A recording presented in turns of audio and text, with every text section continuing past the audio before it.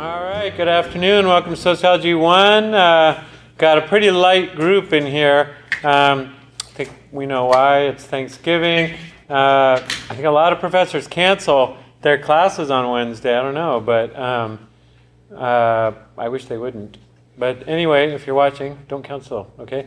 But the other thing I'm told the people in here is, if you didn't come here today, you knew you were supposed to. We're covering material. You're hurting yourself by doing that. I suppose you could watch it later on the internet, but I am rewarding the people that are here today by taking roll, so I will know who is here today. And if you weren't here today, I have a very solid reason for deducting points from your participation grade, and I will be doing that. So in the future, don't not attend just because you don't want to, or I don't think it's a good idea. But today, I'm especially rewarding the ones that are here. Okay? All right, let's move on. We're talking about the family, which just so happens it's in the week on Thanksgiving that we're talking about that. But we were talking about divorce the other day, and we started with Stephanie Kuntz. Part of our goal in looking at the family in the way we are is to learn about research.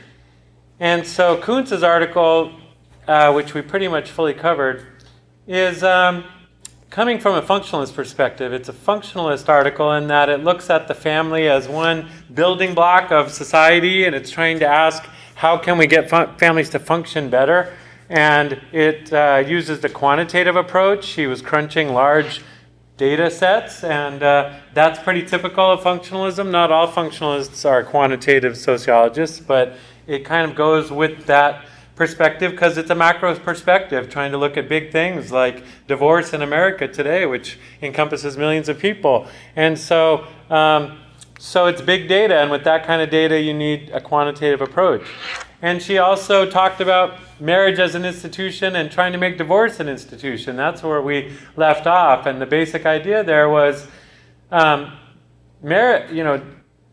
marriage is a very public act. You do it in front of other people usually. The rules that we follow to get married are determined by society and the culture that we're part of. And so when you get married, it's considered a social thing because you're affecting society by who you marry, and societies have for a long time been interested in who married who and trying to regulate that. But when it comes to divorce, we just treat it as a private matter. It's just two people, you go off and do your thing. And as we've seen, the argument that Kuntz tries to make is there are ways to have a divorce that don't hurt your children, and children can come out fine the other end. But there are a lot of ways, a lot of things you could do during a divorce process that might harm children. And people don't know about those things, and so they end up doing them. And so her plea is for us to treat divorce as much as a social thing as marriage is, and surround it with rules and obligations. This is what we were talking about the other day, making it into a social institution so that there's clear guidelines for people about how to have a good divorce, with rules, with obligations, with rituals perhaps. And I can tell you in my own case, I think, I've gone through divorce. I think my children and myself and my new family and my ex would all have been healthier if it was a more institutionalized process, rather than just us two going into a lawyer's office or a mediator's office to fight it out and try to get as much as we could from the other person and destroy the other person. It wasn't quite like that, but it felt like that, and it felt like we both kind of got destroyed by the process, and the children get a little destroyed in it. And so, if marriages don't work, which I don't think ours did, there ought to be a way to, end them and transition to a different kind of family situation where everybody's healthier. And we're trying to figure that out on our own in my family. I think it's changing to some extent. People are becoming a little more aware of the idea that divorce is very common, and treating it as this weird thing that we just don't want to know about isn't very helpful. And so people nowadays are more likely to use terms like blended family, rather than the term step family, which has negative connotations and meanings behind it. There are things like Stepmom magazine. We subscribe to that at my house. And again, that's a sign of a more institutionalized approach in that it's treating it as something we can talk about and should talk about and educate people about. And Stepmom magazine tries to help stepmoms be better stepmoms to their non-biological children. And again, in our culture, we heavily emphasized this idea that you could only love people if you're biologically blood related to them, but that's really not true. There's a lot of ways you can love somebody, and so if we could help people learn how to do that, it would be, it's helpful, and we find that magazine helpful. So I think things are changing in that Americans are starting to normalize divorce, make it more of something that isn't just a weird thing we don't want to talk about, but a thing that we need to talk about and figure out what we want from people when they go through it, and that we're coming up with better terminology like blended family. Co-parenting is another term people are using. You might not be married to your children's mother or father anymore, but you still have to parent them. And you still have to find a way, even though you split up, to work together to parent them. And so this term co-parenting is one I didn't learn until after I got into the divorce process. But it's a helpful term in that it reminds you and your ex it's not just about you and your fight that you have with each other and your broken romance. There's other people involved, and you need to sort of rise above your personal feelings towards the other person and try to, parent. And when people do that, the kids can hopefully come out better off than if people are just forgetting to worry about the kids when it comes to divorce. Anyway, so she's a functionalist. The next one I'm going to turn to, and again, we're looking at 3 different studies of the family, and we're trying to understand what they're saying, the substance of what they're saying, but we're also trying to understand the method, the science, the techniques that were used scientifically to come up with what they're saying. This one I'm going to talk about is called Code of the Streets. That's the name of a book that was written by the author, whose name is Elijah Anderson.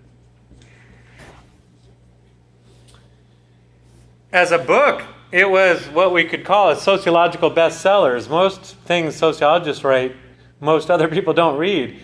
But there's occasions when sociologists write books that are meant for other people to read and understand, and aren't just for other sociologists or other social scientists. And Code of the Streets was a book like this that sold at Barnes & Noble and Amazon, and it sold a lot of copies, and a lot of people talked about it.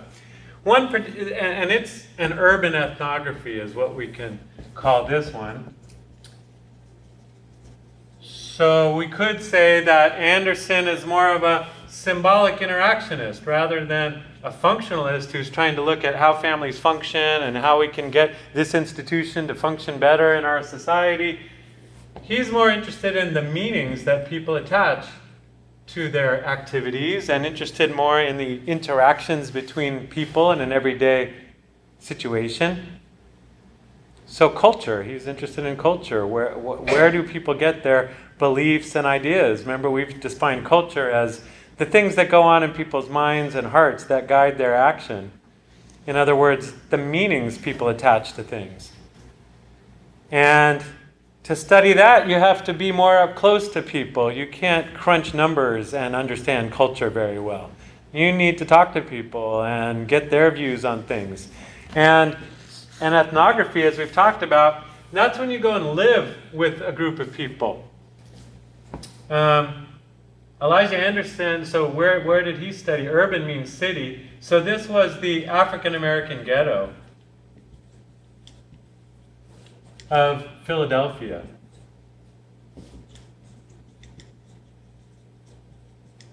The term ghetto has different connotations, but sociologically what ghetto means is when a group of people is all kind of grouped together in their living situation because of their group identity. So for example, in America, for many decades, people couldn't live just wherever they wanted if they were non-white. If you were black, you had to live in certain neighborhoods. If you were Italian, if you were Jewish, if you were Irish, if you were Chinese, if you were Japanese, if you were Korean, you had to live in certain neighborhoods. And that's why we still have in America ethnic ghettos like Chinatown or certain areas like East LA or Compton that are known for a specific ethnic group. It used to be by law that people were kind of forced into these ghettos. Now, at one time, when it was purely based on the law, these ghettos generally had the full range of people. So, like, parts of Philadelphia are mainly black. When they were forced to live there by law, you had artists, you had business people, you had educators, you had not such, nice people, criminals, poor people, disabled people. You had the full range of human people. The civil rights movement made it possible, the laws got changed, and that made it possible for more upper middle class and middle class black people to move to other neighborhoods with other upper middle class people of all different kinds of races. So what got left in some of the ghettos of America? Only the poorest people with the least ability to leave, with not skills or education or the mental health to be able to leave the ghetto. So this particular ghetto in Philadelphia, it's not only mainly black, it's mainly poor. It's inner city poverty, the sort of underclass, it's called. Underclass meaning not even working class. People who are poor and unemployed and there aren't jobs there. And Anderson is himself an African-American sociologist from the upper middle class. He teaches, I believe, at, was it Temple or maybe University of Pennsylvania in Philadelphia, which is an Ivy League school. But he wanted to study what does life seem like and what does it look like to this inner city poor people, black people. And because he's black himself, he is able to achieve what's called rapport. That's a French word that qualitative sociologists use. And remember, ethnography is one of the methods of qualitative research. It's a type of research that's based on living with people, understanding people, visiting them, going to their funerals, to their lunches, hanging out in the streets with them, going to whatever people are doing in their daily lives. And he spent some months and years doing this. But to be able to do that, you have to have some sort of rapport, some sort of openness with the people. If people don't trust you, if they don't think you're there to help them, they're not going to open up to you and talk to you and share their lives with you. And so it helps to have some sort of connection with the people that you hope to study in this qualitative way, that they're going to let you into their lives and into their homes and into their world. And so being black himself, maybe that helped with his rapport with these poor inner city black people. But the book itself, Code of the Streets, is about life for poor people in this inner city ghetto. And it's about a lot of things, not just family, but all kinds of things that people go through. But one chapter of that book is called Sex Codes and Family Life Among Inner City Youth. And it was also published as a journal article, as a standalone piece of social science on its own, and it was a chapter of his book. Sex Codes and Family Life Among Inner City Youth. So this is where he's focused on the youth culture, the young people in this neighborhood of poor Philadelphia. And he's specifically interested in their sexual behavior. Now, qualitative research doesn't always have a research question, a specific thing you're trying to find out. Quantitative research is more likely to have a very specific hypothesis or question that it's trying to answer. Qualitative work, because you're trying to generate hypotheses, you're trying to come up with things to test later, you don't always have a very clear, specific thing you're trying to find out. It's more that there's a group of people you want to understand better, and you're not exactly sure what you're going to find there when you go. So he didn't necessarily have a very specific research question.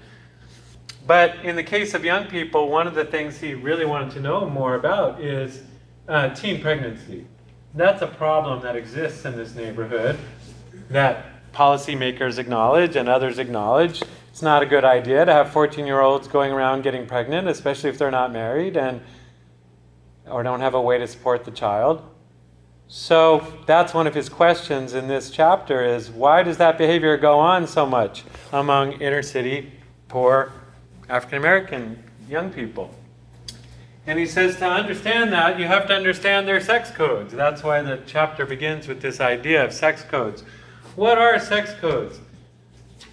Well, a code is a set of rules, like the California Penal Code or the Criminal Code or the Civil Code. It's a set of rules. And so these are rules of behavior, not written down like a civil code or a criminal code, but rules that people know and live by. Rules of behavior around courtship, meaning how do I meet somebody and start dating them, and about gender, like how are guys supposed to act, how are girls supposed to act. And so when we're talking about sex codes, we're sort of talking about the rules of behavior on relations between the sexes. And to understand those, says Anderson, we need to understand the peer groups that young people hang out in.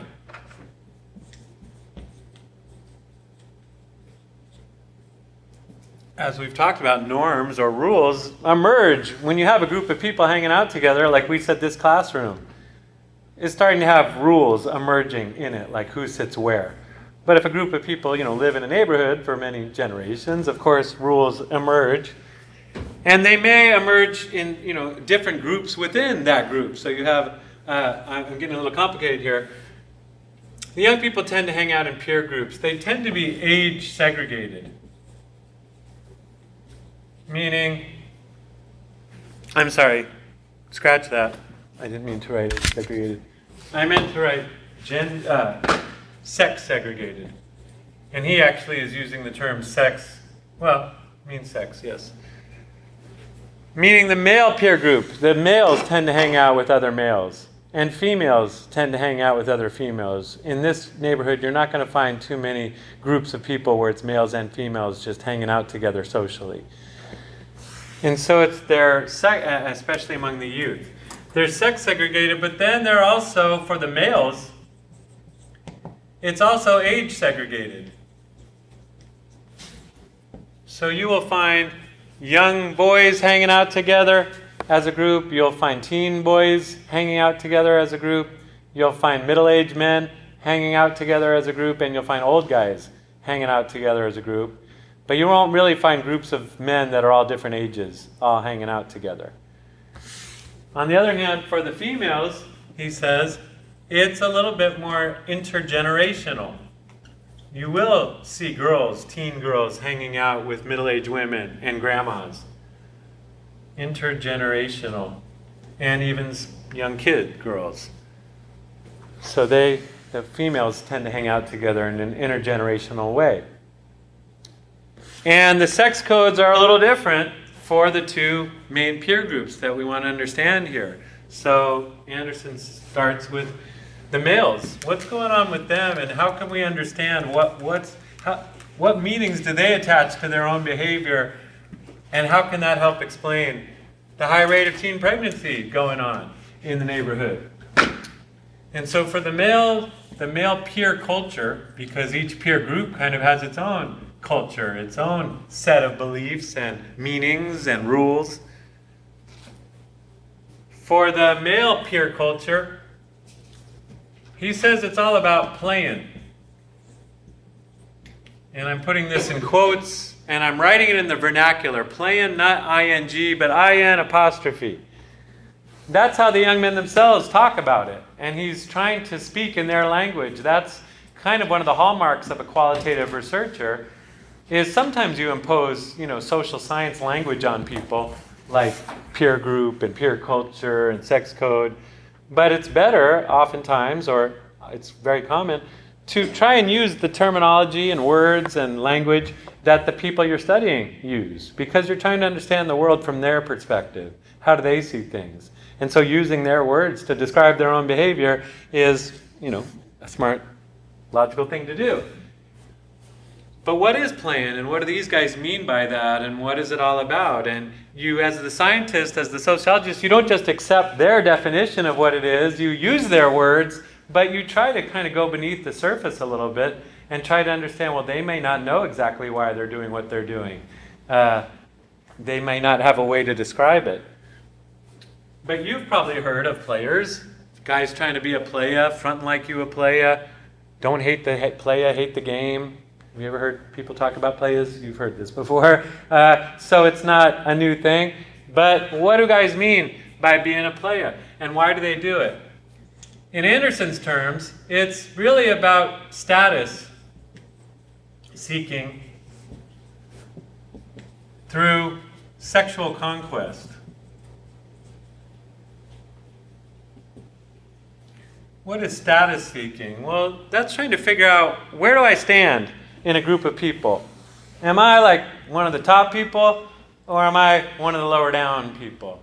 And it's pretty accurate to say that human groups often have hierarchies to them, maybe always, but not necessarily always, but it's very common. And young people, especially when they're confronted with living in a social group, always kind of want to know, figure out, well, where am I? Am I down here? Am I in the middle? Am I up there? Where do I stand? And so all young people do that, you can say. In this particular neighborhood, though, the young men use being a playa as the measure of who's up here, who's a really good playa, and who's not a playa, who's down here, who's a hater. You know, where are you in the hierarchy? And he says, well, the way they measure, if you need a measuring stick to measure, well, who's higher than who, it's sexual conquest. It's how many girls you played, basically, is the mark of a player. But it isn't really about sex. It's not just about sexual gratification. Another truism you could say is that young men want sex. Maybe young women do too. I don't know. I'm not one of them. So that's not surprising that young men would be interested in girls. But that's not exactly what's going on here. What he says is really going on is they're trying to prove to the other guys in their peer group that they're a playa. And it isn't so much about the pleasure of being with a girl that it's all about. It's the pleasure, if you want, of proving to other men, other guys, that you're a playa. And so how do you prove that? What are the sort of criteria to be a playa? What is a playa? Well, first of all, you have to have sex appeal. I mean, you can't not have girls interested in you and still call yourself a playa, or no one's going to accept that you're a playa if you're not somehow getting girls, or at least convincing people that you're getting them. But that's not enough. Because just being a guy that girls like, that's not enough to be a playa. These guys don't just talk about, did you get some? Did you get action? You know, they also talk about how you got it. And what did you have to give up to get it? And so it's also about being clever. A playa doesn't just get what he wanted from the other person. He got it and he didn't have to give anything back, or he gave her less than he got. Like they brag about things like, oh, she thought she was getting dinner. I got her a Big Mac. You know, that kind of thing. And so a playa isn't just sexy. He's also clever and smart and also hard-hearted. They like to brag about, well, she was crying over her Big Mac, and I was texting 3 other ladies while she was crying. I didn't care. And so guys are also bragging about how tough they are. My heart was not affected at all. I got what I wanted. She's crying. I'm out the door. I'm already talking to 3 other ladies. And so that's how these guys brag. And what are they trying to prove? Well, they're trying to prove who's better than who. I'm a playa. You're not. You know, you didn't have these skills and qualities. And so Anderson is troubled by this. I mean, we don't want 14-year-old boys thinking that not only impregnating a girl or having sex with her, but then leaving her cold and leaving her flat, that somehow those are good things for young boys to do. You know, he doesn't think it is, but why would they be doing that? We can call it a pathological culture. Pathological means sick, unhealthy.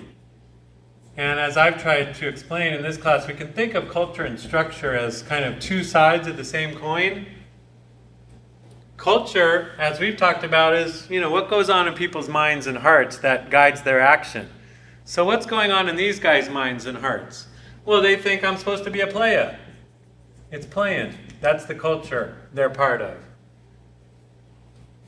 But if it's a pathological culture, if it's sick, young guys using sex to prove who's better than the other, and using hard-heartedness and stuff like that.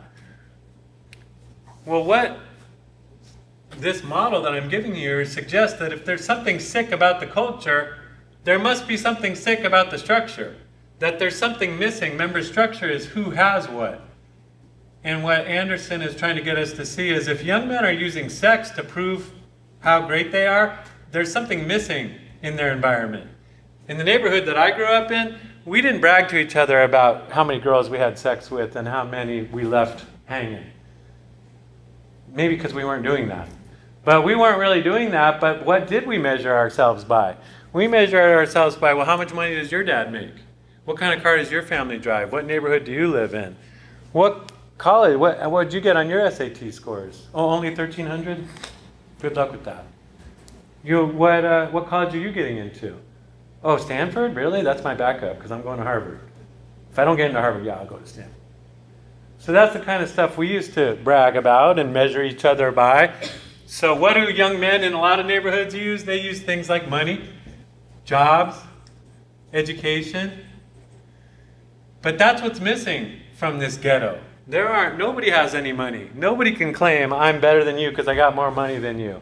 Nobody's getting really great jobs. There aren't any great jobs in the neighborhood. So who can say I have a great job, my family has a great job, yours doesn't?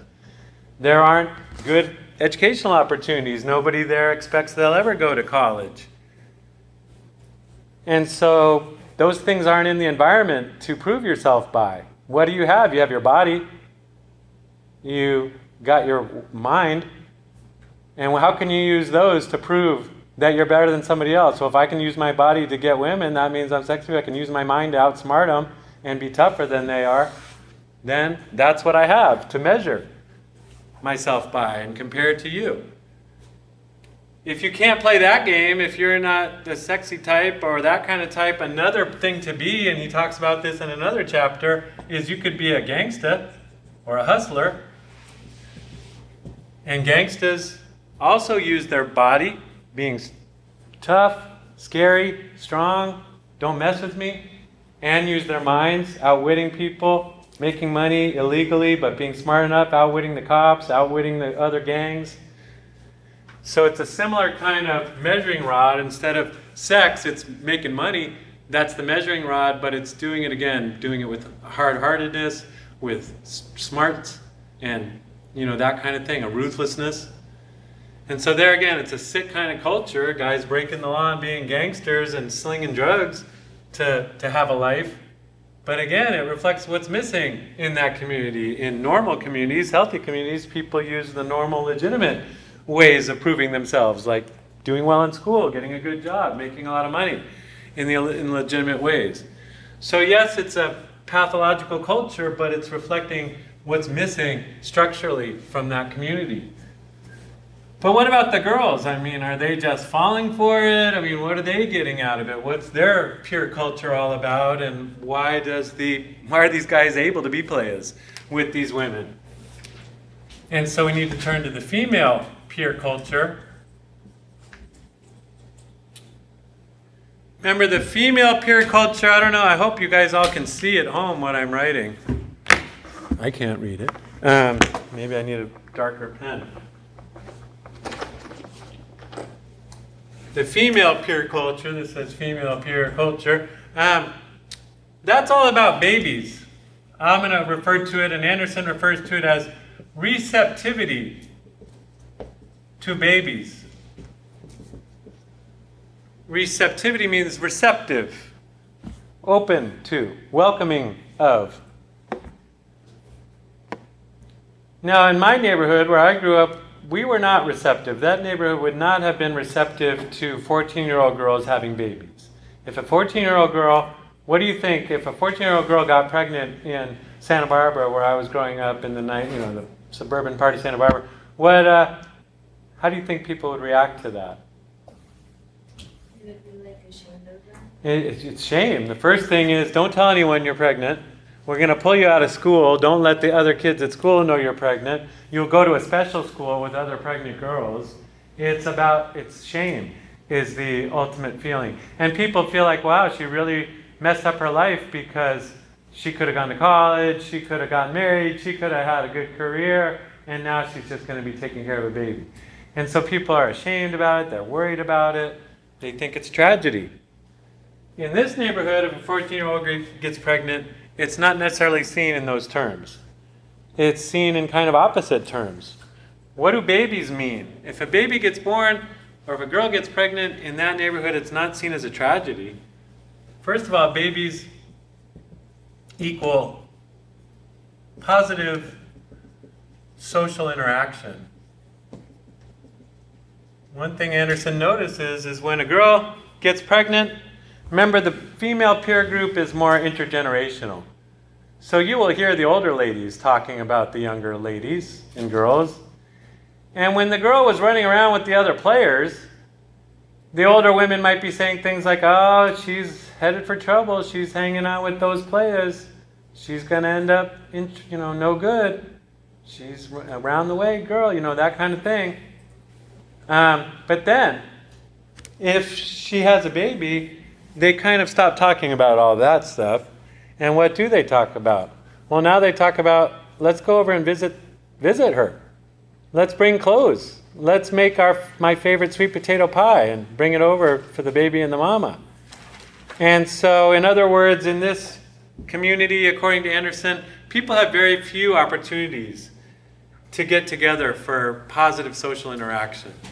Funerals are pretty common in the neighborhood. People get murdered, people die, and people get together for that. There are criminal happenings out in the street or accidents that happen out, and cops gather and there's police tape and people gather around for that, but that's not very positive.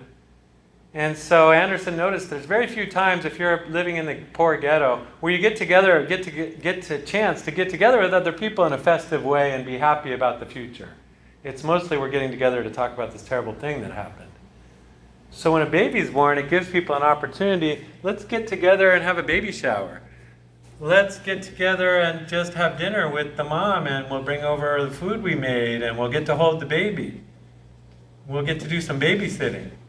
And we'll get to, socialize together and visit together with babies and with the mom. And we got all these old clothes from our kids. Let's bring those over.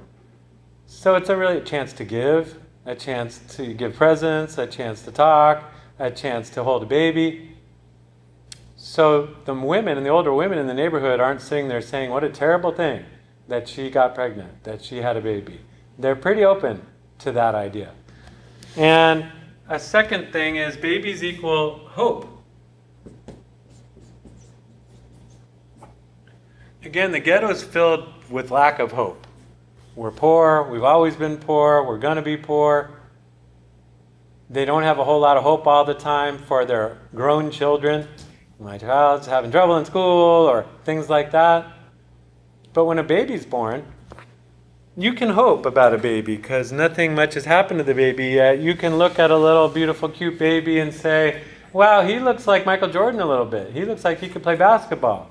Meaning the women, he notes, talk about the baby, and that gives them a chance to talk about the future in a positive way. Instead of talking about all the bad stuff we've been through, we get to talk about, wonder what he's going to be when he grows up. I wonder if he'll be rich. I wonder, his mom will get to, if he's rich, he'll get to move on up, move out of here.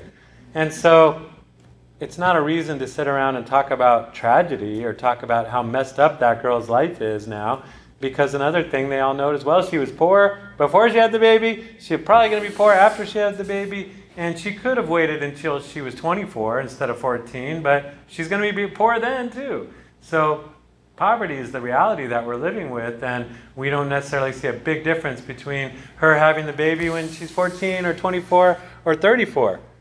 She's going to be poor, and even from the young girl's perspective, she may say things like, well, for my body, it's better to have the baby when I'm 14 and I can recover and, still have a good body and be a healthy person the rest of my life. If I wait till I'm 34 like those educated people do, I'll be all messed up and that kind of thing. So they don't necessarily see it as a terrible thing that a girl's going to have a baby. For the young woman, too, it means status. Before, she's just a punk. You're one of those punk girls hanging out with the other punk boys. And that's how the older women see her, and maybe other girls see her. But if you have a baby, now what are you?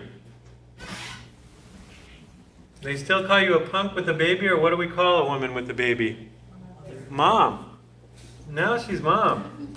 And if she's a mom, she's one of the other moms. There's other older moms and middle-aged moms, and she might only be 14, but now she's one of the moms.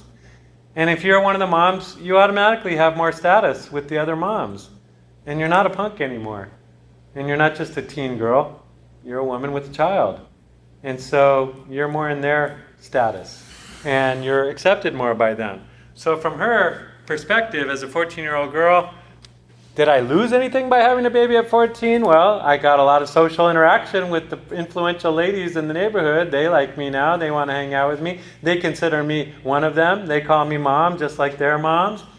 And yes, I'm still poor. Yes, I'm single, but why, I didn't necessarily lose anything. I gained a baby and I gained status.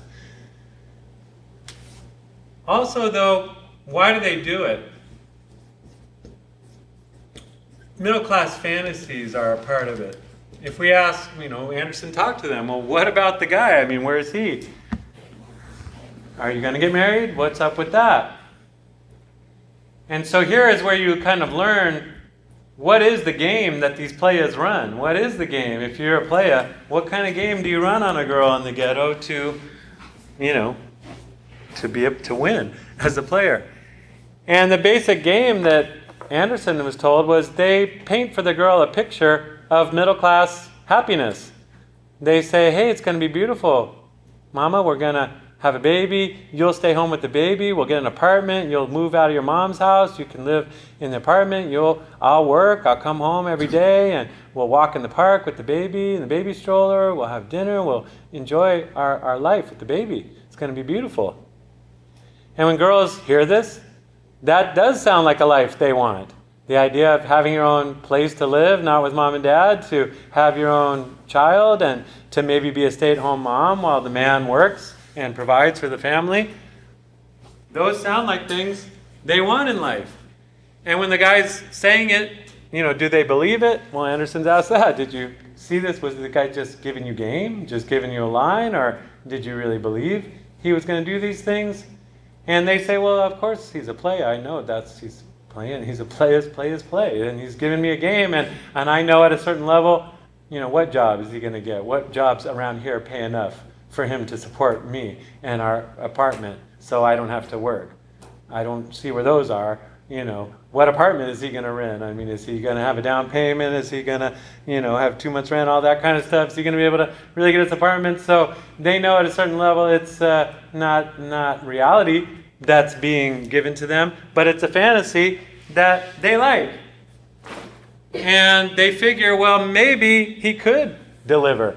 Maybe this guy is going to somehow get a good job and get us an apartment and marry me, and I'll have a baby. If all that happens, then great, because that is a life I would want. On the other hand, if it doesn't happen, which most of them are pretty sure it won't, what did you lose? You didn't lose much, because now you have higher status, you have a baby, and in the end, as some of these girls note, well, in the eyes of the law, in the eyes of the government, he's still the baby daddy. He has paternity responsibility. So in the end, maybe I played him, because in the end, maybe he's going to have to support the baby. He's going to have to, pay money each month. And so in that sense, yeah, I know it's game being played about this middle-class fantasy, but I also know in the end, maybe I'll win, really, that game. And so, again, it's a pathological kind of thing. Anderson certainly doesn't think girls at 14 should be having babies as a way to have status and hope in life and a direction in life and a way to make some money. Those are not normal ways to plan your life, and they're not healthy. But again, they may be rational responses, reasonable responses to what is going on in these women's environment. And so again, if we bring up that structure culture idea, yeah, they have a culture of babies, and babies being more than just reproduction, but being, a whole identity for yourself and a way to live. But again, it reflects what's missing. Jobs, so babies, and the culture of playing. Both reflect an idea that there's something missing from the culture. There aren't the normal things people use for status and for hope and for income and for, moving forward in life. Those normal things being things like money and jobs and education. So then the question becomes, well, what could you do to change it? If we as a society said, well, it's not healthy the way young people are acting in the inner city, Well, first of all, I should maybe say this.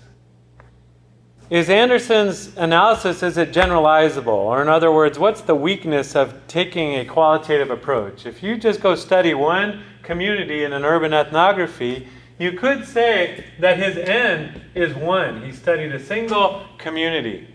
And if you only have one thing that you studied, then it's hard to say that what I found out in Philadelphia, on the streets of Philadelphia, is what I would find, say, on the streets of Linda, California. Because like around here, we also have a teen pregnancy problem. But does Anderson's analysis apply here as well as it applies in Philadelphia? So if we're talking about a different town, if we're talking about a different race of people, if we're talking about a more rural place like this, do we find the same thing? And he can't, from one study, generalize. He can't say, well, this behavior that I saw in this neighborhood is exactly what you'd find in Linda or in Oklahoma or in Compton in Southern California. So there's a limit to this kind of approach in that it's hard to say that it goes beyond what he studied. And Anderson's well aware of that. That's a trade-off a qualitative researcher makes, is we're going to get really in-depth with one small group of people, and we won't be able to generalize to a larger group of people, but you can come up with ideas and hypotheses that you might be able to test and see, well, maybe it's true. Let's find out if it's true in Linda or these other places. So the general theory that teenagers turn to sex and sexual behavior when they're missing other things in their community, like jobs and education, that might be a testable theory. But you can't prove it just by studying one community. Nevertheless, though, even in a study that hasn't necessarily proved anything, sociologists very commonly are expected in their research to take up something called policy implications. Meaning, what should we do with this information? Non-social scientists, if you're like a biologist or a chemist or a physicist, the things you study may have no implications for human behavior because they're about things that aren't human. But if you're studying people, it's kind of an ethical thing to say, well, what is what I found out? What does it mean for the rest of us? What should we do with this information? Because there's other human beings reading what you wrote about other human beings, and so we need to know what to do with this information. And so much sociological research has a section towards the end that says, well, whatever we found out in this study, what can we do with that information? And qualitative research doesn't always have much to say about what we can do with the information because it's not very generalizable. But one question we could ask about this is, well, if you have a situation where the culture is kind of messed up and pathological because the structure is kind of messed up and pathological, then the question might be, policy implication would be, what kind of solution would there be? If we wanted to try and get teens in the inner city, especially non-white teens in the inner city, to stop impregnating each other, what could we try to do as a society to deal with that? And some efforts tend to focus on education. They say, well, we just need to educate people more, because if they don't know about condoms or about safe sex, then that's why they do this. And if we could just teach them better about condoms, for example, then they won't do that. Do you think that would work? Based on Anderson's analysis, why might it not be a wise idea to just focus on education? Because not everyone can get it. Well, yeah, a good question would be, where do you provide this education? I'll give you an example. The federal government in the early 90s decided that we need to push inner city young people to use condoms. That's one of the things that would prevent too much pregnancy would be if they used condoms. So we need to try and educate people in the inner city to use condoms. And so they said, how are we going to do that? Well, they said not everyone goes to school or pays attention in school, so school might not be the place to teach this. What do young people pay attention to, maybe? If you were a federal government agency person trying to figure out, I've got to get a message to young black people, they're not going to listen to a government official like me. They're not going to listen to their teacher about it. Who do you think Television. Who else? What else? They decided, the federal government, they said, what about rappers? They said, well, a lot of young people in the inner city listen to hip hop music and rap music. And if rappers told them in rap songs to change their behavior, maybe they would listen to that. They're not going to listen to government saying wear a condom, but they might listen to a rapper. So they started this thing called this Jimmy Hat campaign, where the federal government gave money to record companies and said to the record companies, pay your artists, your rappers, to use the term Jimmy Hat in your songs, and to even use the phrase, put a Jimmy on it. Put a Jimmy on it. And they were talking about condoms. I don't know if that was a real slang word that people in the inner city used. I never heard anyone use it till they started using this campaign. But you started hearing these rap songs in the early 90s saying, put a Jimmy on it and stuff like that. I don't think the campaign had much effect. I don't think people suddenly stopped impregnating each other because rappers were talking about Jimmy hats.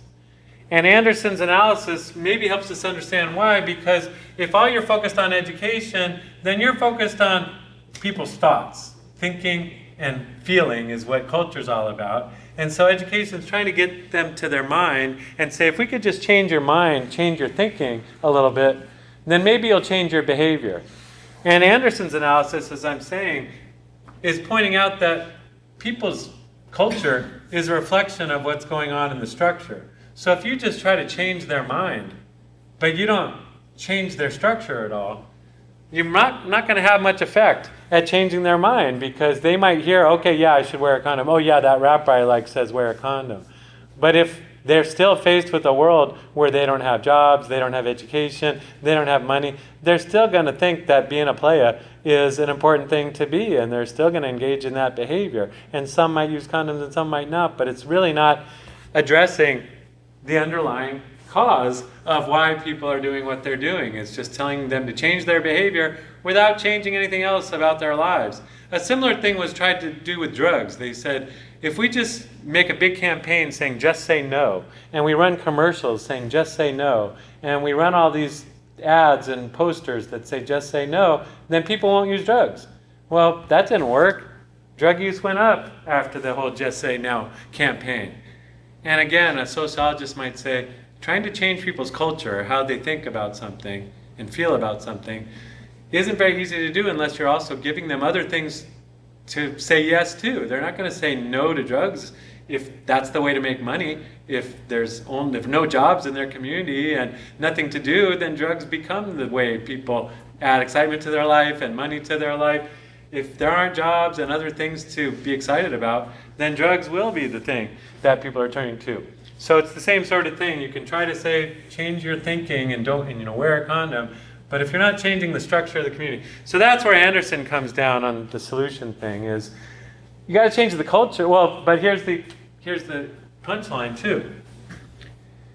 You can't really change structure without changing culture. I mean, if we were to say, well, let's invest a bunch of money into a community and put new schools there and put new jobs there and try to make it give people something else to say yes to. Well, if people are still thinking they need to be playas and that it's cool to be a gangsta and a playa, then they're not going to automatically start having the skills and knowledge to be able to take those jobs and do well in those schools. And so after a while, probably those schools and those companies won't be doing well and they'll go away anyway. So again, structure and culture are linked. And the structure is what creates the culture, or the lack of structure is what created the culture, but that culture also comes back and affects the structure. And so if we really wanted to get people to change, you have to educate them, yes, and change their thinking.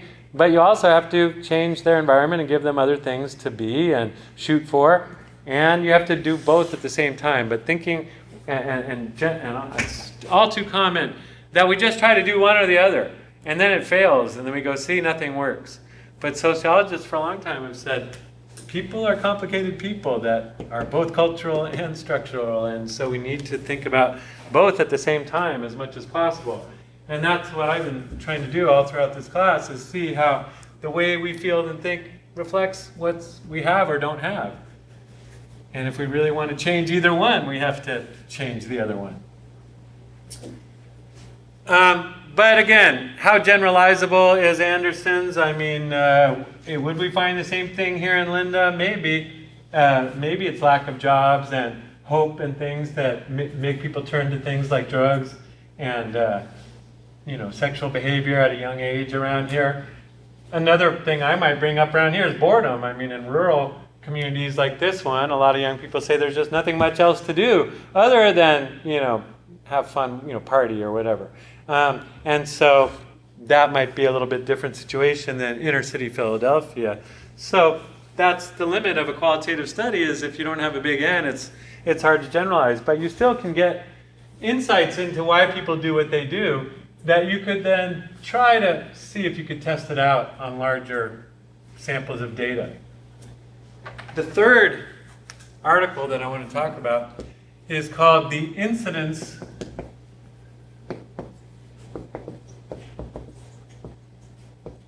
and Causes of Wife Abuse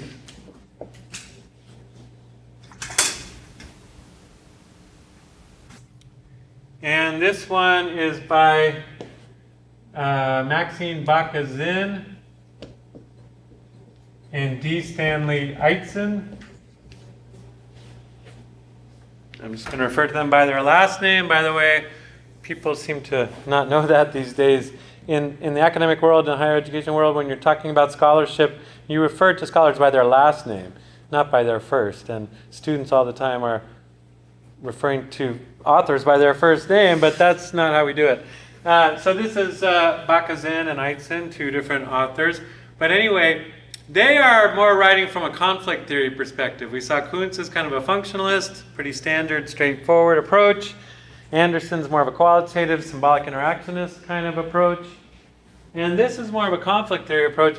Are there any words in the title of this piece that tip you off that they might be conflict theorists and not some other kind of social scientist? Which word in this sentence up here indicates conflict or an interest in conflict? Incidence. Incidence? What does incidence mean? It means where and when something happens. So that's what they're looking at here, is where and when does wife abuse happen? That's what incidence has to do with. Like an incident, a single case of it would be an incident. If you had many incidents, those would be incidents with an S.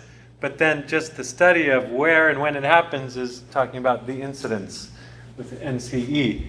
Anyway, so not that one, because that's something all scientists, if you're trying to measure something, you have to count it up where and when it happens. And so counting up something doesn't indicate that they're conflict theorists, just that they're social scientists trying to, with a quantitative kind of approach. Abuse, maybe, although abuse is a pretty neutral term that we use for a lot of different things, like abusing alcohol, abusing drugs.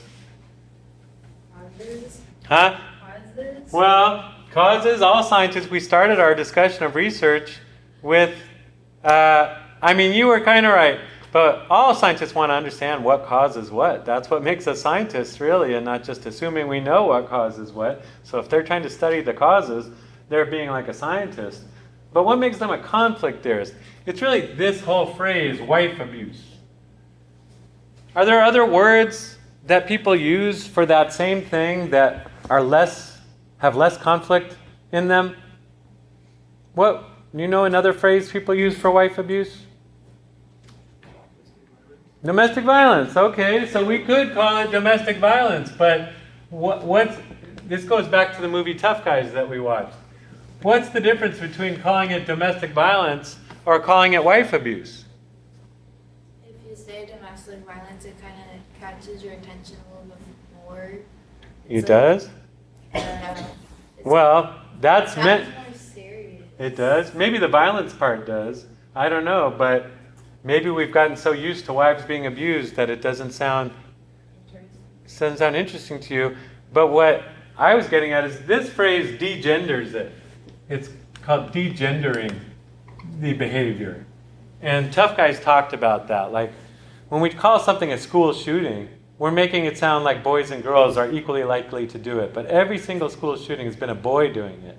And if you call it a school shooting, you take the boy question out of it. But that movie was trying to say, maybe we need to ask what's going on with boys specifically that makes them want to shoot up their school. And if you just call it school shooting, you might not ever ask that question. And if you call it domestic violence, you make it sound like women are just as likely to beat up and kill their husband as men are likely to beat up and kill their wife. And the fact of the matter is, that's not at all true. 99% of the domestic violence is men beating up on women. So to simply call it domestic violence makes it sound like anybody does it. It just happens. But it's, when they call it wife abuse, they're highlighting the idea that it's wives being abused by husbands. In their mind, that's what the issue is. Not domestic violence, or some people call it spousal abuse. Like all spouses get beat up. But I don't know about you, I've never seen a guy that got beat up by his wife. I've seen guys get, criticized by them or henpecked by them, maybe even punched once or twice, but beat up to the point where you can't come to work because your eyes are black and you're bleeding and have open wounds. Shot? I don't know. Yeah, women sometimes shoot their husband. But this thing of a constant abuse, of constantly using violence to keep somebody down and keep them in their place. I don't know if there's too many men that can say that's what's happening to them at home. But there's quite a few women. So they are calling it like it is in their view, is it's not domestic violence, it's not spousal abuse, it's wife abuse. And so we need to understand the conflict between men and women, the gender conflict in our society, if we really want to understand. And so they're coming from a conflict theory perspective. We mentioned feminism as one of the types of conflict theory. And so theirs is more specifically a feminist kind of theory that's trying to understand this behavior as rooted in the conflict between men and women, as the power that men have over women. But I'm getting ahead of myself. What is their argument? So their overall argument is that the American family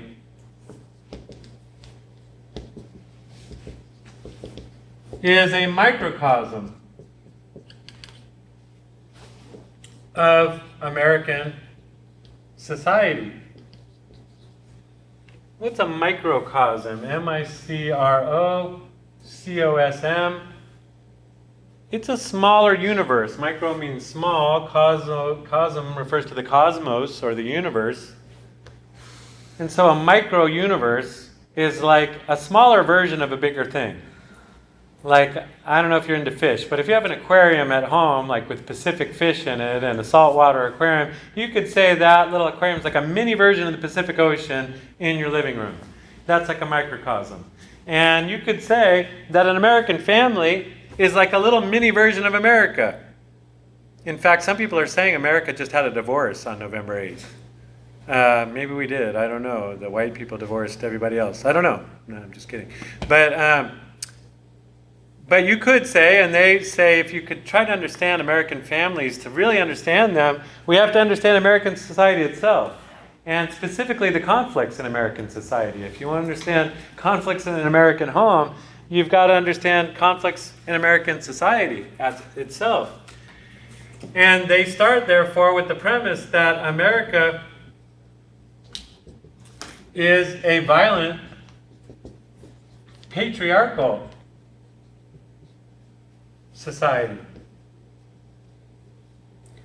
This is a word we haven't used yet in this class, although we did cover the topic of gender. We didn't really get into the idea of patriarchy, but a patriarchy refers to, well, literally speaking, a father-dominated society. Patriarch means father, so a patriarchy is a father-dominated society, or really what it means is a male-dominated society.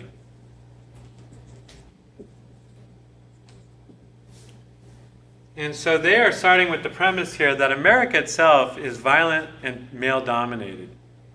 And if we want to understand why wife abuse happens, we need to understand that American families, many of them, are violent and patriarchal. And that the roots of the problem are rooted in that. And they go on to try and substantiate these points. First of all, by talking about American institutions. So although they're conflict theorists, they use some of the same terminology as functionalists, and they say that America has, we have institutionally sanctioned violence. In other words, many of our main institutions that are the building blocks of our society have built into them a certain amount of violence. And sanctioned means, in this case, it's a confusing word because sometimes it means to punish you. In this case, it means allowed. That violence is allowed in American institutions or even encouraged at times. They point to, for example, our laws.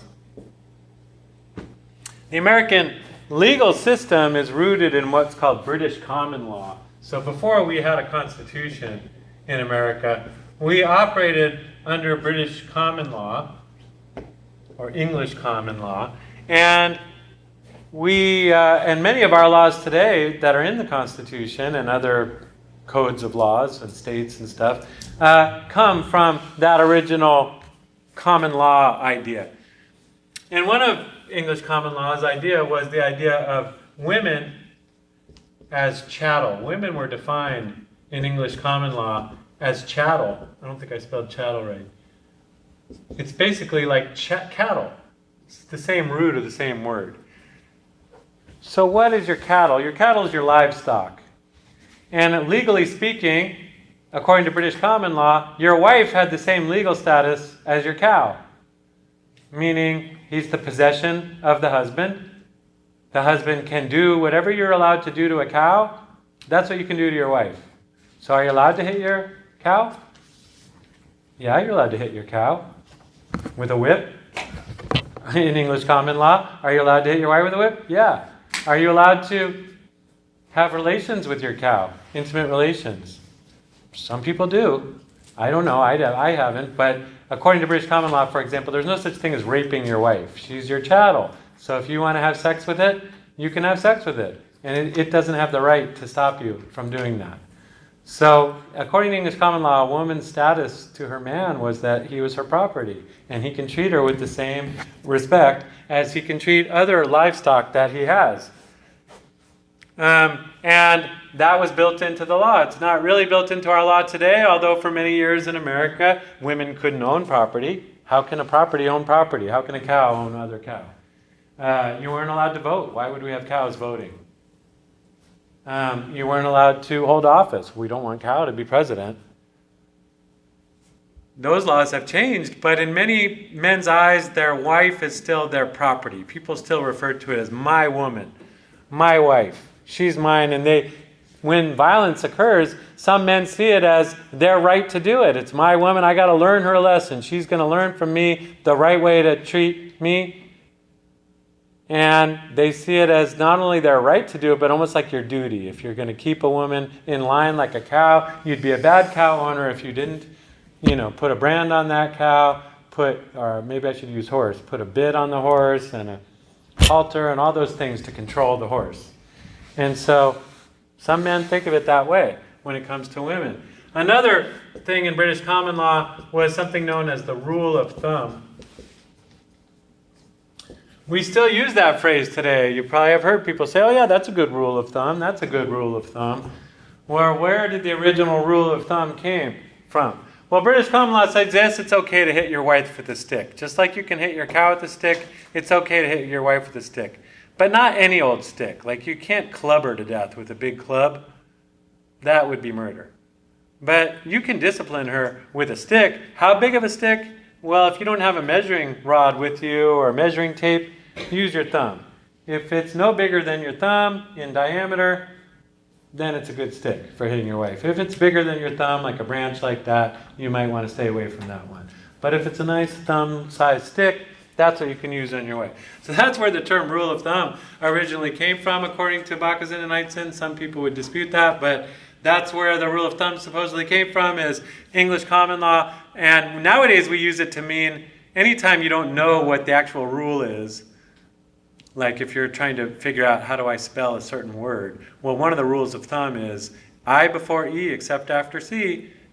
meaning, words where there's I and E. Does the E come first or the I come first? Well, it's usually the I comes first, except if there was a C before that. That rule doesn't always apply. There's a few words that have C in them, and then it goes EI, not IE. But anyway, or it goes IE, not EI. Anyway, it's a rule of thumb, meaning I don't have a grammar book in front of me. I don't have a dictionary, but I can go by this rule, I before E, except after C.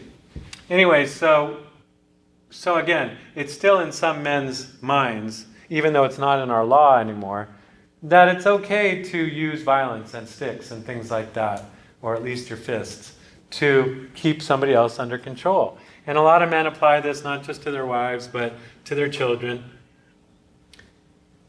Laws are one thing. Another one is law enforcement.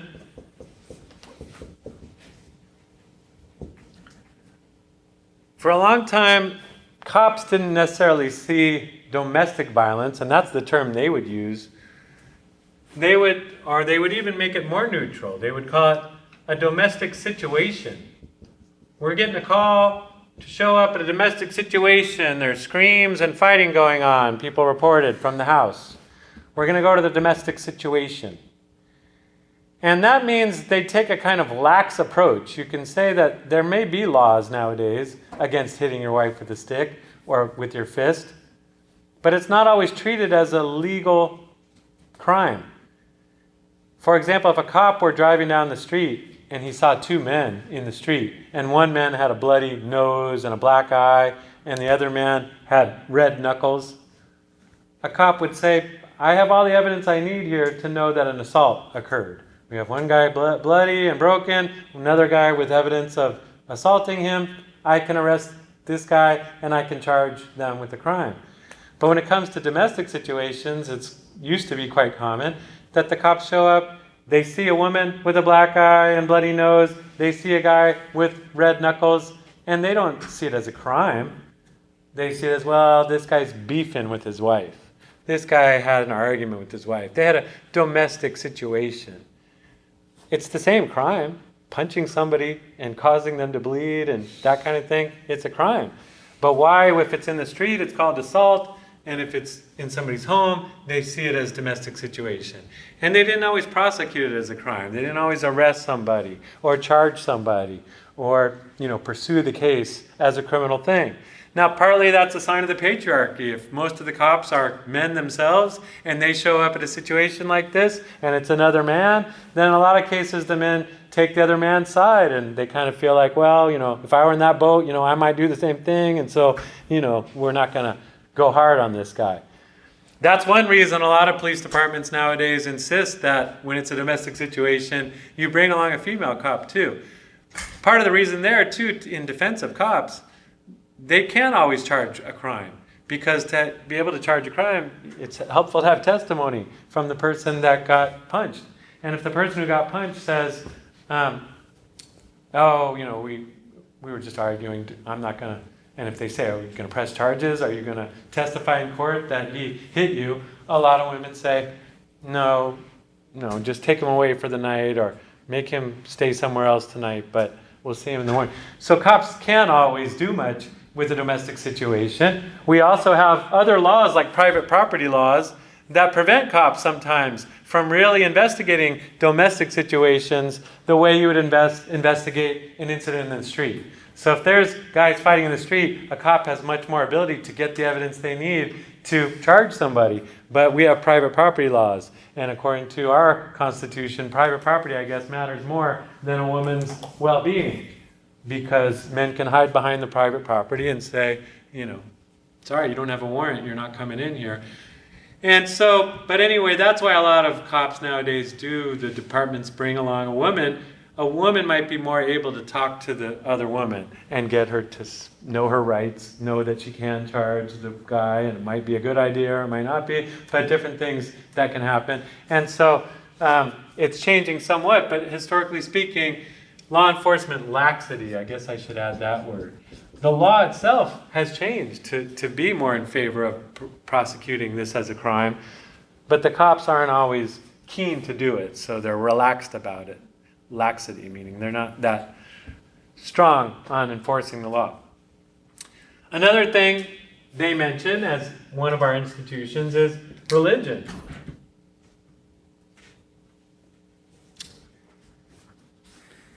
I think I may be wrong here, but I do know, for example, domestic violence is much higher in red states than blue states. And red states they're called that because they vote Republican. And the Republican Party tends to claim that it's the party of family values and that kind of thing. But the rates of domestic violence and spousal abuse are higher in those states as well. And another thing that the higher rates are is high rates of religious people. People tend to claim that they're very religious, very Christian, for example, in a lot of the red states. And when you ask Christian guys, if it's okay to beat their wives, some of them say it is okay because their religious teaching tells them that it's okay. For example, spare the rod, spoil the child. Here's a quote from the Bible. And different people interpret that sentence in different ways. But some men interpret it to mean, if I'm not using a rod, if I'm not using a stick to hit my children and my wife, then I'm not doing God's will, because God says you're supposed to control your wife and children, and you should do it with a stick. And so some priests and others will tell you that's not what God meant. God meant that you need to discipline your children. You need to tell them what's right and wrong and need to reinforce that with disciplinary measures. God is not telling you to use violence and hurt your children. But some men use it as justification. They're beating their wife and they say, it's not me that's making me do this, it's God. God told me to hit you. And so people use the religion to kind of justify what they feel prone to do anyway. But religion is also quite patriarchal. The whole Bible, if you take it really seriously, is saying men are in charge and men should be in charge. And a man is not doing God's will if he's not taking control of his wife and children. And so again, our Judeo-Christian religion, the Old Testament and the New Testament, and Islam too, are very patriarchal religions. God is the Father, and He's a man, and all the leaders in the Bible are patriarchs, they're called, and they're fathers and leaders in that way, and women are subordinate throughout the Bible. Not all religions are that way. Some religions have women at the head of them. And they worship goddesses and stuff, not fathers. But another point we could mention is violent sports.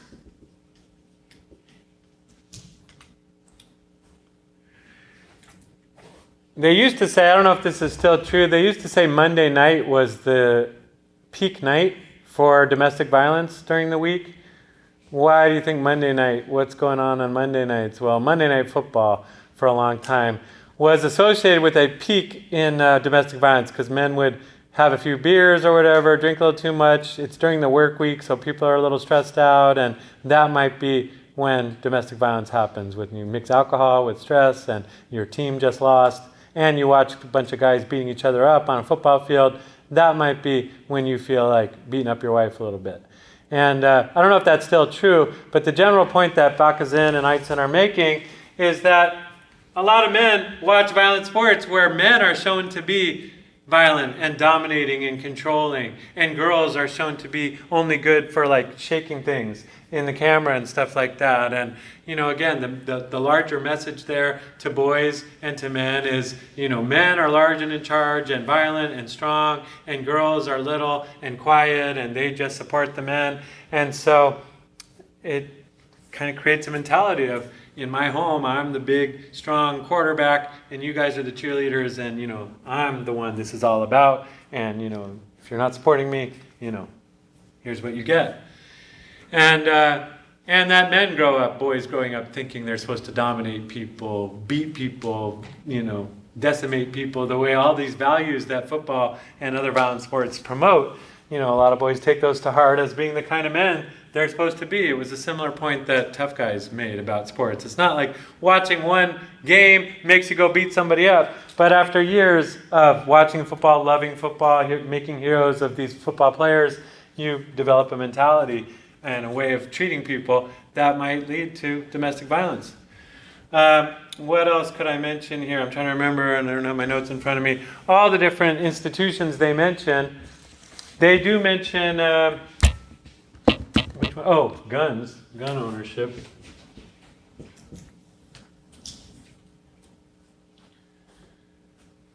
So again, a lot of men own guns in America, thinking that it's their manly duty somehow to have a gun. That if I don't have a gun in my home to protect my wife and children, that somehow I'm not doing what I'm supposed to as a father. But again, if we look at domestic violence, people getting shot in the home, I mean, people who have guns in their home are much more likely to get shot in them, and women who are married to men with guns are much more likely to get shot by a gun than women who are married to men that don't own guns. And so this general idea that my home is my castle, I'm supposed to defend it like an army or like a Rambo or something, that in their view is part of the mentality of men in our culture, and why many men are willing to use violence in their home and sometimes use armed violence in their home. And even that, and the other side of that is men who do abuse their wives and they own guns are more likely to be shot themselves by the gun, because women and children who are being abused sometimes fight back with the weapons that the man himself has brought into the home to quote unquote protect them with. So we'll come back to the incidents and causes of wife abuse after Thanksgiving. You can take all this happy information about families home to yours and talk about domestic violence and teen pregnancy with your dinner. No, I'm just kidding. Have a good Thanksgiving dinner, and we'll see you next Monday.